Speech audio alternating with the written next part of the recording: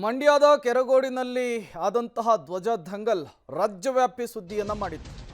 ಈ ಪ್ರಕರಣ ಏನಿದೆ ಈಗ ಮತ್ತೊಂದು ಸ್ವರೂಪವನ್ನು ಪಡೆದುಕೊಂಡಿದೆ. ಮನೆ ಮನೆಗಳ ಮೇಲೆ ಕೇಸರಿ ಧ್ವಜವನ್ನು ಹಾರಿಸುವಂತಹ ಅಭಿಯಾನವನ್ನು ಕೈಗೊಳ್ಳಲಾಗಿದೆ. ಮನೆ ಮನೆಗಳಿಗೆ ಕೇಸರಿ ಧ್ವಜವನ್ನು ನೀಡುವ ಮೂಲಕ ಬಿಜೆಪಿ ಬೃಹತ್ ಅಭಿಯಾನವನ್ನು ಮಾಡ್ತಾ ಇದೆ.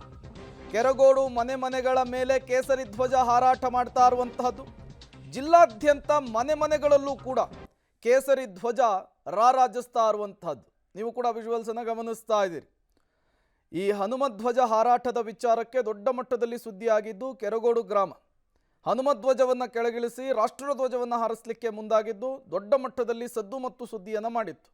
ಇದೇ ವಿಚಾರ ರಾಜಕೀಯ ಕೆಸರೆರಚಾಟಕ್ಕೂ ಕೂಡ ವೇದಿಕೆಯಾಗಿತ್ತು.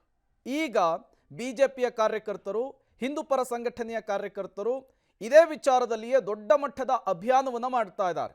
ಕೆರಗೋಡು ಗ್ರಾಮದ ಮನೆ ಮನೆಗಳಲ್ಲೂ ಕೂಡ ಭಗವಾನ್ ಧ್ವಜವನ್ನು ಅಥವಾ ಹನುಮಾನ್ ಧ್ವಜವನ್ನು ಹಾರಿಸುವಂತಹ ನಿರ್ಣಯವನ್ನು ಕೈಗೊಂಡಿದ್ದಾರೆ.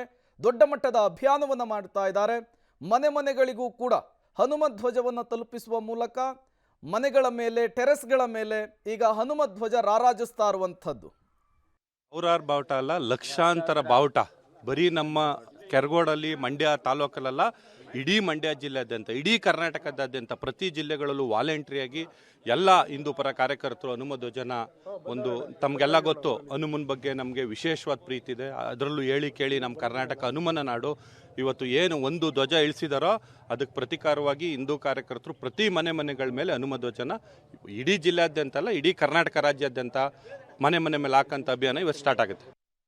ಜನಗಳು ಅವರೇ ವಾರಂಟಿಯಾಗಿ ಬಂದು ಹನುಮ ಭಕ್ತರು, ಹಿಂದೂ ಕಾರ್ಯಕರ್ತರು ನಮ್ಮ ಮನೆ ಮೇಲೆ ಧ್ವಜ ಕಟ್ಟಿ ನಮ್ಮನೆ ಅಲ್ಲಿ ಒಂದು ಬಾವುಟ ಇಳಿಸಿದ್ರು.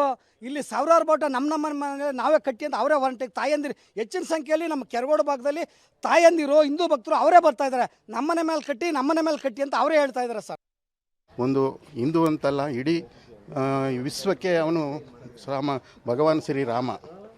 ಅವನನ್ನು ಪ್ರತಿಯೊಬ್ಬರು ಕೂಡ ಆರಾಧನೆ ಮಾಡಬೇಕಾಗಿರೋದು ನಮ್ಮ ಕರ್ತವ್ಯ.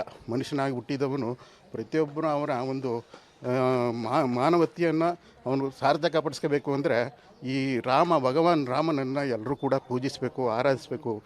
ನಮಗೆ ಅತಿಯ ದಾತ ಅವನು ಬಿಟ್ಟರೆ ಇನ್ಯಾರೂ ಇಲ್ಲ. ಈ ಒಂದು ಉದ್ದೇಶ ಸಲುವಾಗಿ ಆ ರಾಮ